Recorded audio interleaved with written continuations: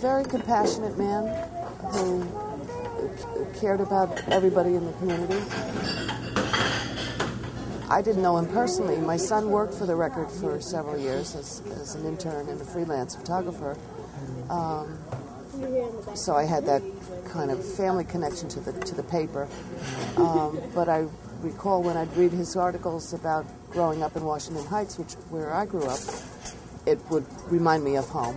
I'm just shocked to hear this news. Well, although I didn't know Mr. Levine personally, I've been a Middletown resident my whole life, so I've read the Times Herald Record long before.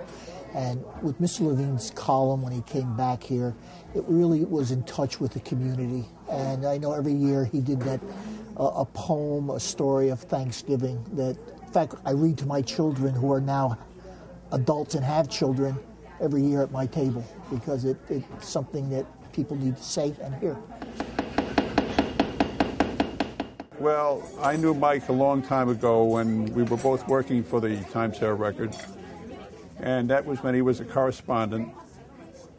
And he always wrote very meaningful pieces, very, very human pieces. They were worth quoting, and particularly I remember at Christmas and at Thanksgiving, there were just some marvelous pieces, which I believe he repeated from year to year, or the paper did.